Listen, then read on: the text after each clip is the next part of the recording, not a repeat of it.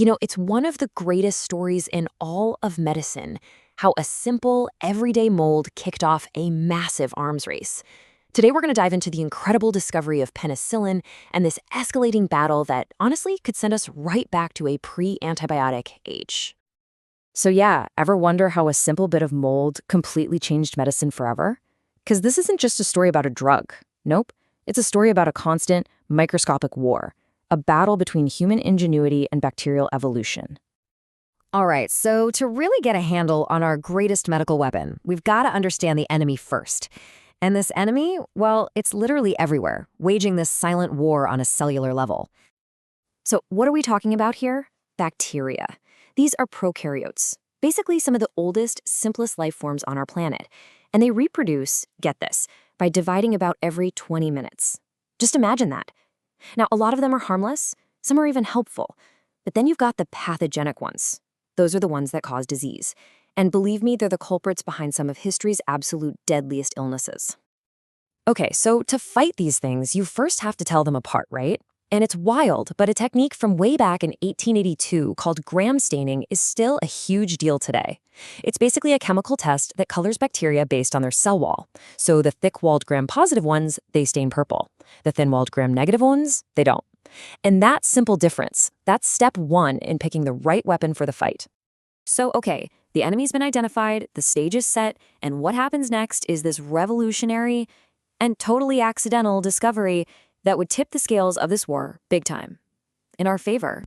Believe it or not, this whole thing started with a messy lab and a contaminated petri dish back in 1928. A guy named Alexander Fleming noticed that this common mold was just killing the bacteria around it. But, it took over a decade and a whole team led by Howard Florey to actually purify the mold's secret weapon. By the time World War II was ending, this stuff was saving countless soldiers from what would have been fatal wound infections. And when they called it a miracle drug, that was no exaggeration. I mean, think about it. Before penicillin, a simple scratch could kill you. Pneumonia, strep throat, those were often death sentences. Penicillin just changed everything. It really, truly was a miracle. So how does this miracle actually work? Well, think of penicillin like an armor-piercing weapon. It's so cool. It doesn't just poison the bacteria, it systematically targets and dismantles the bacterium's protective cell wall. It literally blocks the enzymes the bacteria needs for repair, and without its armor, the bacterium just bursts, it pops, and dies. But of course, the bacteria didn't just surrender. No way. They started evolving defenses. So to stay ahead in this arms race, our own arsenal had to evolve right along with them. Scientists didn't just stick with that original mold. They engineered a whole family of penicillins. It's like building out different units of an army. They made broad-spectrum versions like amoxicillin to fight a wider range of bacteria. And when bacteria developed defensive enzymes, they built penicillinase-resistant versions to counter them. Every single new class was a direct response to the enemy's latest upgrade. And this is where the strategy gets really, really clever. So the bacteria developed this enzyme, beta-lactamase, specifically to destroy penicillin. So what did we do? We developed a countermeasure, beta-lactamase inhibitors. These are compounds we actually mix in with the penicillin. They act like a decoy, right?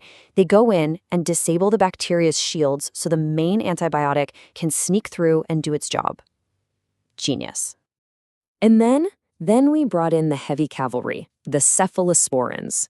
This is a whole different class of antibiotics, and they were developed over 5 distinct generations.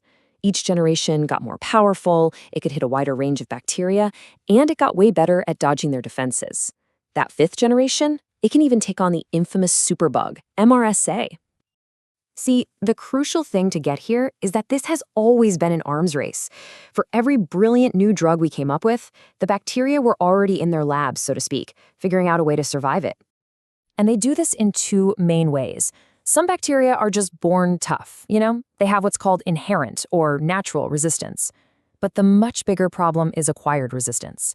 That's when bacteria survive being exposed to an antibiotic, they mutate, and then they pass that new defensive superpower onto the next generation. And here it is again, the bacteria's #1 counterweapon, that beta-lactamase enzyme. Remember that armor-piercing core of penicillin we talked about? Well, this enzyme specifically targets that core structure. It's called the beta-lactam ring, and it just shatters it. It makes some of our most powerful antibiotics completely useless. And in 1968, this was a terrifying development. MRSA, methicillin-resistant Staphylococcus aureus. This was the world's first true superbug. All of a sudden, entire families of our most trusted drugs were totally ineffective against this new, highly resistant threat. And it started in hospitals, but it has since spread out into the community. And you know what? A huge part of the problem is us. A staggering 50%, half, of all antibiotics given in hospitals are considered inappropriate. What does that mean? It means they're given for viral infections, like a cold, where they do absolutely nothing, or the wrong type is chosen for a bacterial one. And every single time we misuse them, it's like a training session for the enemy. It gives bacteria another chance to learn how to defeat our best weapons. Which, of course, brings us to today. And this isn't some abstract scientific battle we're talking about. This ongoing war has very real and very serious consequences for every single one of us. Yeah, using these powerful weapons isn't risk-free. I mean, besides the potential for life-threatening allergies, they can cause something called superinfections. That's where they wipe out all the good, helpful bacteria in your body, which lets more dangerous microbes move in and take over. Plus, they can be toxic to our organs, like our kidneys and liver, which forces doctors into this really difficult balancing act when they're treating someone. And the threat is constantly evolving. Now we're facing superbugs like VRE, that's vancomycin-resistant enterococcus, and even VRSA, vancomycin-resistant S. aureus. Okay, to put that in perspective, vancomycin is one of our absolute last resort antibiotics for treating MRSA. So when the enemy starts developing defenses against your ultimate weapon, well, the war enters a terrifying new phase. So this all leaves us with a pretty critical and honestly a pretty sobering question.